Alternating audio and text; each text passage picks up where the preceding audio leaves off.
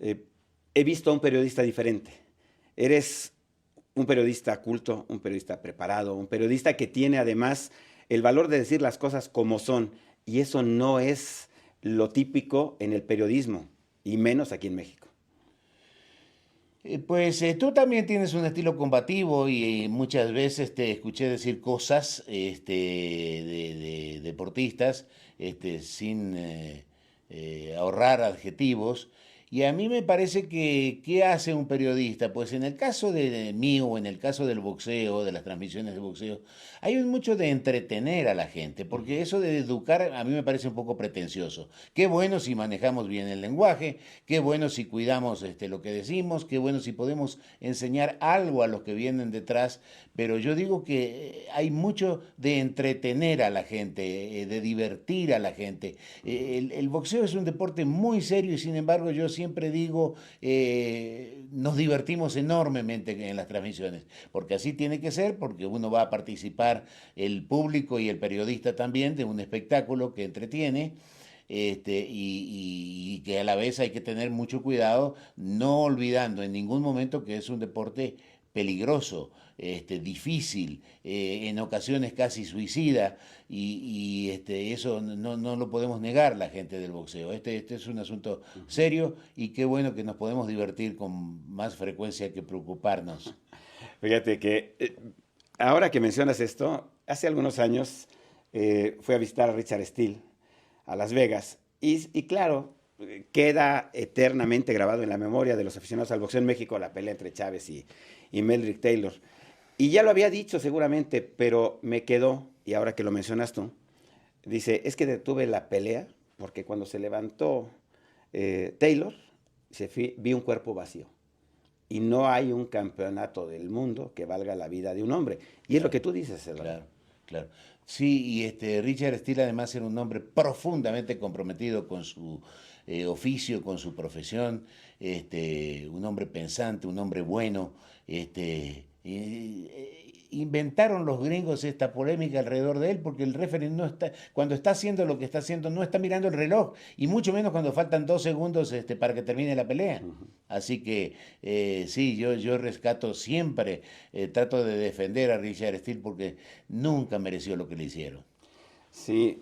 Y bueno, ese era un tema para más adelante, Eduardo, pero la pregunta es, ¿por qué el boxeo? ¿Por qué convertirte en periodista de boxeo? Porque así empezó tu relación. Ya cuando llegaste a México, tenías años en Ya Argentina años. trabajando como periodista. Y sí, porque mira, los amores llegan a la vida de los hombres y los sorprenden y los seducen eh, distraídamente, o sea, aún en contra de tu voluntad.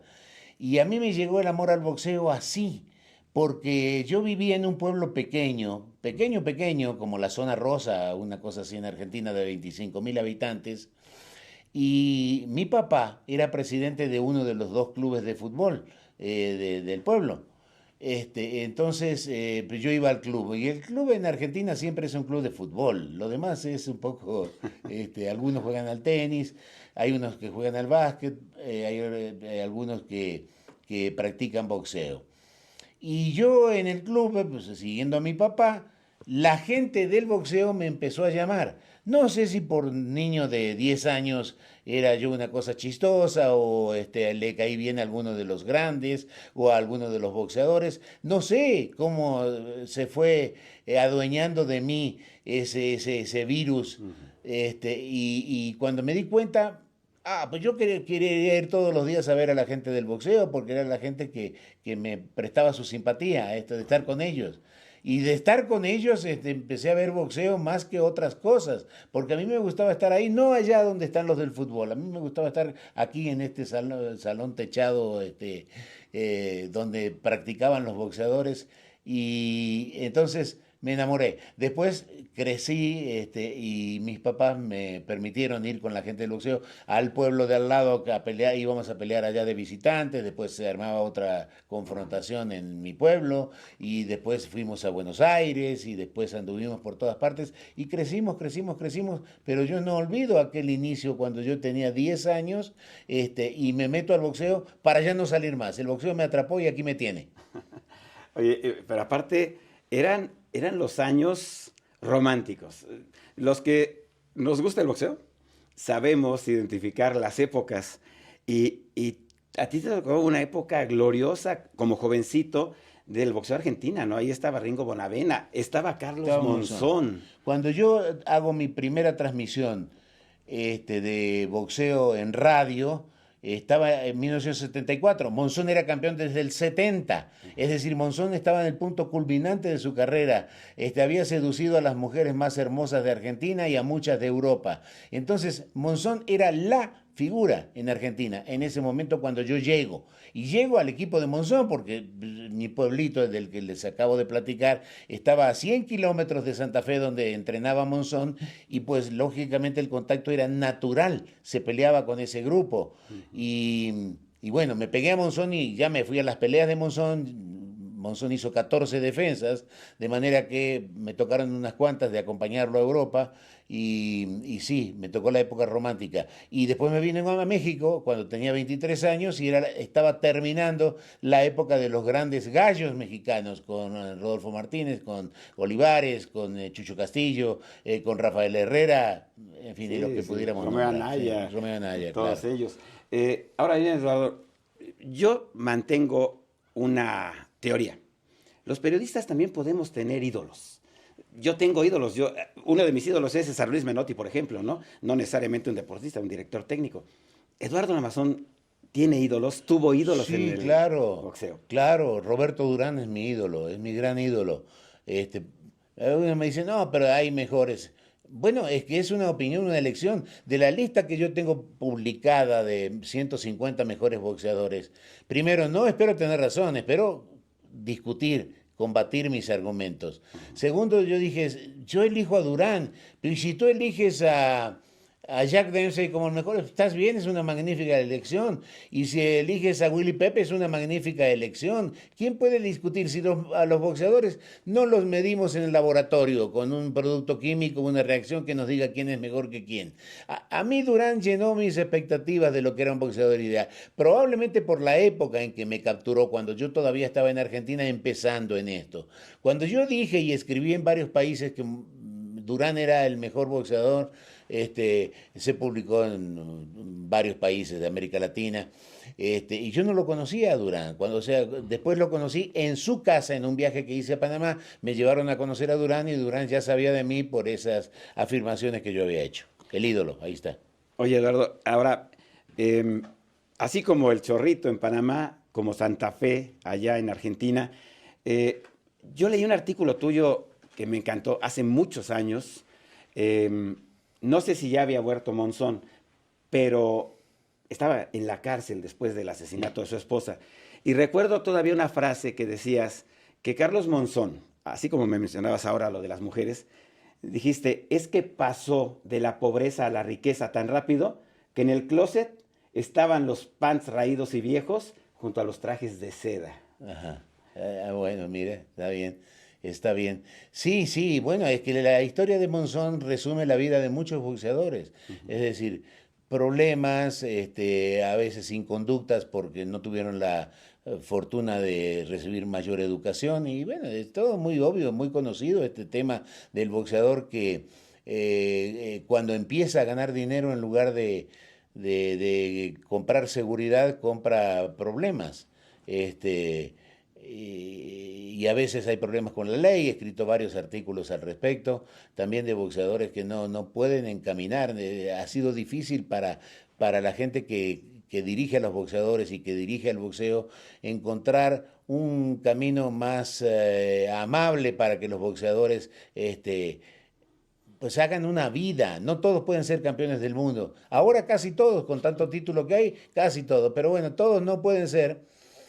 Y entonces el boxeo tiene que funcionar como una herramienta que a veces no funciona para darles una vida, porque el boxeo siempre, siempre, siempre los va a sacar de donde están para ir a un lugar mejor. ¿Qué haces tú con esa fortuna de que te hayan volteado a ver? Pues ya es cosa de ellos.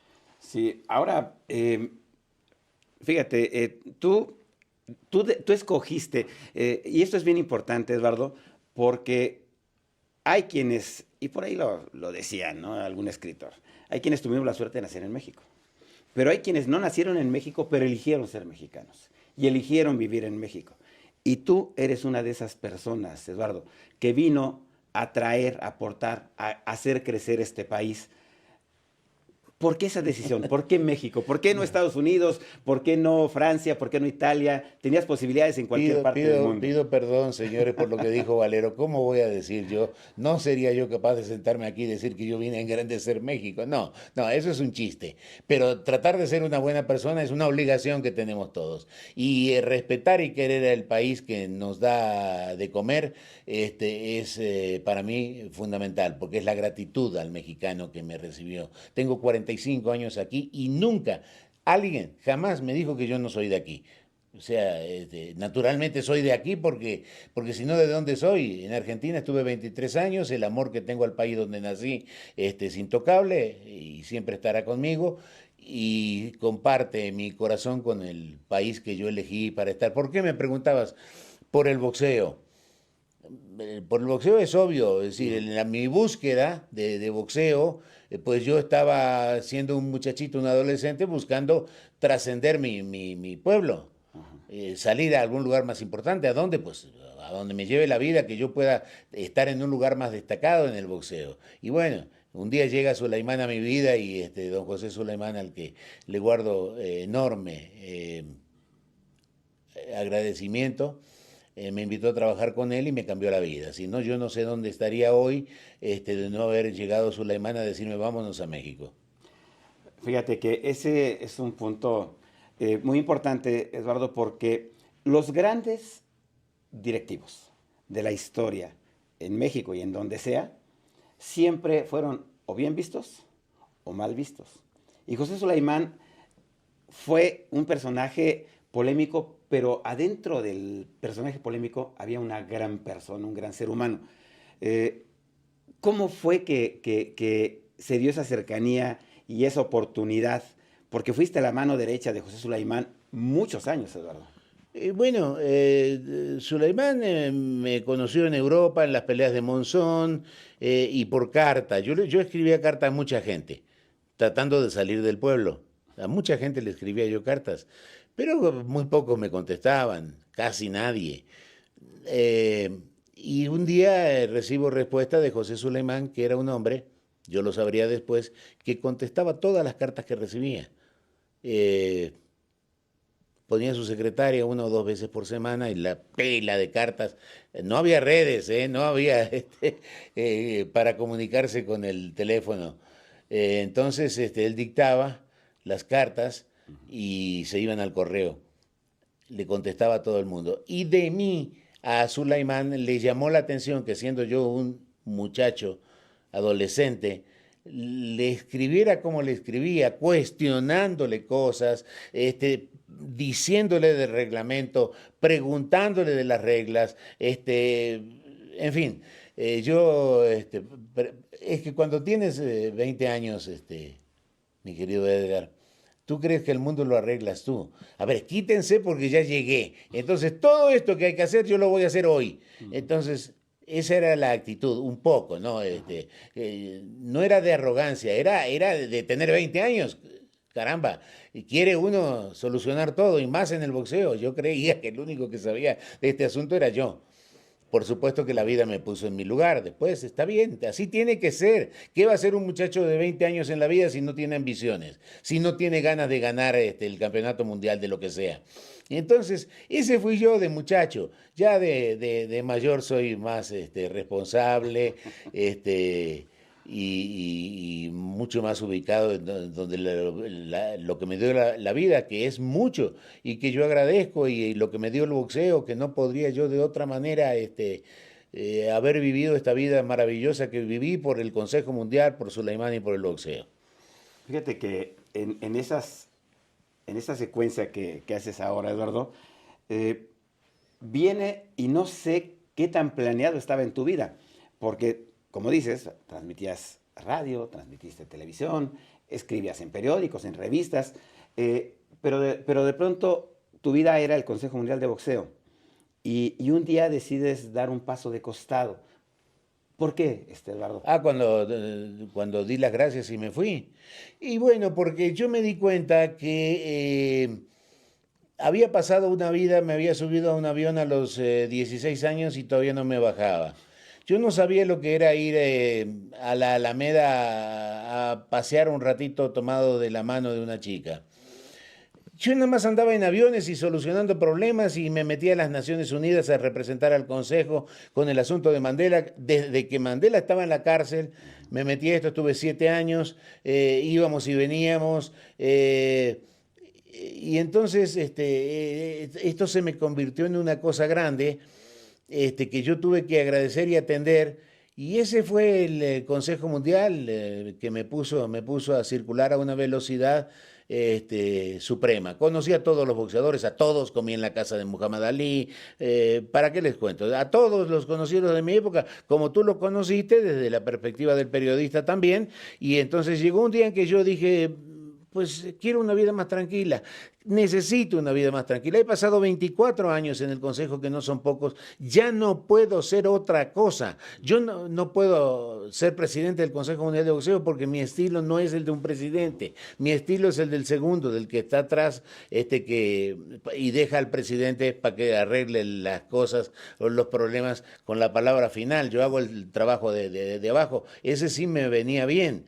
Pero yo no podía ser ya promotor o otra cosa en el boxeo. Estoy convencido de eso. Lo que podía hacer, lo hice. Y un día dije, me quiero ir. Y me fui y me dediqué a otros negocios, sin tener un malestar con nadie del Consejo Mundial de Boxeo. Simplemente me fui porque cumplí un ciclo. Sí, restaurantero, ¿no? Incluso Bueno, sí, tuve, mi viejo. no, sí, varios, fueron más de 7 los restaurantes que tuve, sí. Entonces, con socios, con amigos, todos sacamos adelante en una época en que yo me sacrificaba más que ahora. Cuando cumplí 60 años, dije, ya vendo todo, los negocios, estas cosas, fuera de mi casa. Puse mi oficina en mi domicilio y ahí empecé a trabajar lo que sigo haciendo, sigo escribiendo, estoy activo, pero ya no esas cosas de restaurantero, de estar a las 3 de la mañana soportando, tolerando clientes, porque pues es tu trabajo, ¿no? Digo, un día llegó el momento de decir adiós a eso y me dediqué a otra cosa, a vivir un poco más tranquilo, porque no he conseguido mucho vivir más tranquilo y trabajar en mi casa. Y de pronto, Eduardo, la gente descubrió que había un Eduardo Lamazón cuando viene Televisión Azteca. Y es realmente una etapa sobresaliente de tu carrera como comunicador. O sea, son 20 años prácticamente en Vox Azteca. Sí, sí, sí, yo creo que llevamos más de 18 años en Televisión Azteca y yo muy feliz. Quiero que sepas que cuando me buscaron les dije que yo no volvía al boxeo. Y se los dije creyendo lo que les decía.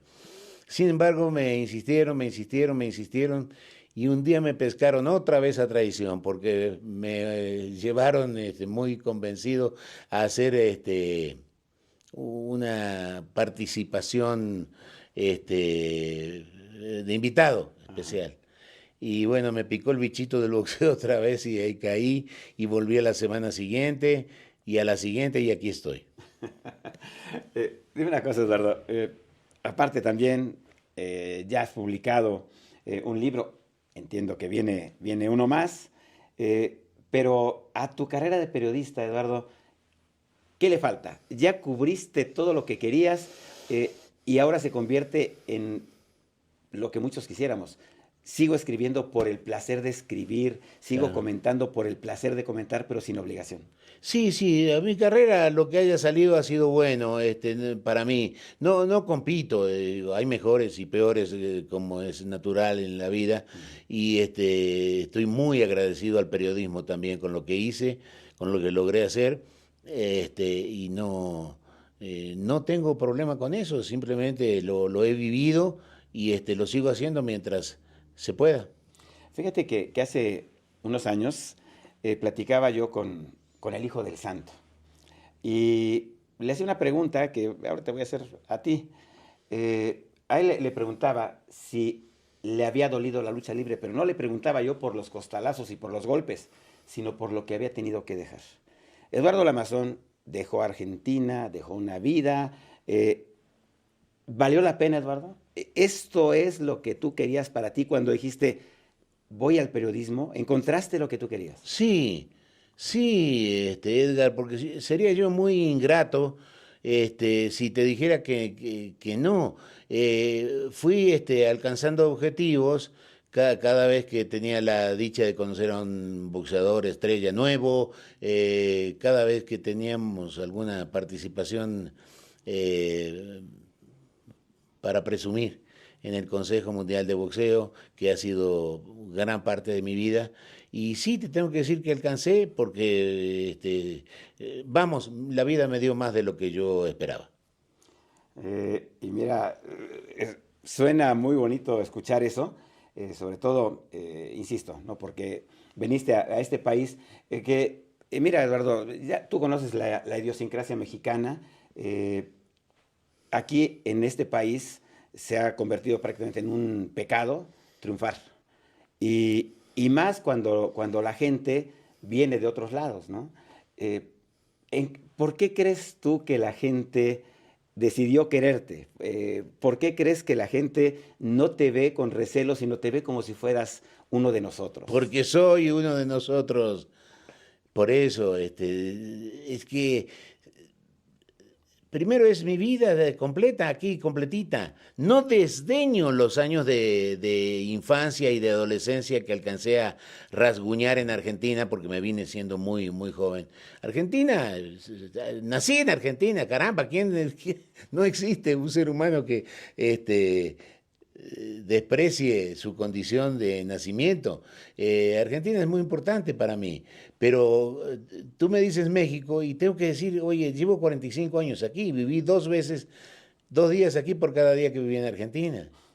Entonces, estoy muy eh, convencido de que soy muy mexicano y de que siempre estoy pensando que estoy viviendo en un país al que quiero que le vaya bien, que ganemos en fútbol, pero que ganemos en todo, que en lo que se pueda y que cada uno haga la partecita que le toca. No soy muy pretencioso en el sentido de que yo pueda arreglar muchas cosas, no puedo arreglar nada, simplemente hablar de boxeo y de deporte y si hemos aprendido algo, pues transmitirlo. Sí. Finalmente, Eduardo, hace un rato también comentabas algo que me parece, eh, yo coincido contigo. Yo pienso que la opinión de las personas no está sujeta a la aprobación de nadie. Tu opinión es tu opinión, le guste a alguien o no le guste. Entonces, yo te quiero preguntar, fíjate, algunos temas. ¿Quién es tu campeón favorito? ¿Quién es el campeón de Eduardo Lamazón? ¿De esta época o de qué época? De todas. Yo te digo, Roberto Durán es mi boxeador favorito porque es el que da el espectáculo que más se acerca a lo que yo soñé, idealicé con el boxeo. ¿Tu pelea favorita? La que dices, esta la vería eternamente. La que Durán le ganó a Leonard a la primera vez. A veces digo la única vez que pelearon, pero la verdad es que fueron 3 peleas en las que solamente en la primera Durán estaba entero y ganó. Inesperadamente Durán no podía ganar ese día y ganó en Montreal. ¿Ah? ¿Tu campeón mexicano favorito? Julio César Chávez, Mohamed Ali. el más grande personaje que ha dado el boxeo. La pareja manager, peleador, tus favoritos. Y podría ser Ray Arcel, Roberto Durán.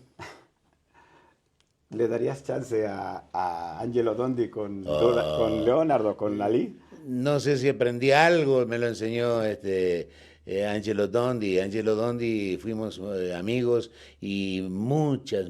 Yo lo escuchaba como se escucha a Dios, y grabé de cada palabra que crucé con él. Tengo un enorme recuerdo y puede aspirar a ser el mejor manager por lo que hizo en la pelea de Ali, en la tercera pelea con Joe Frazier. Mike Tyson.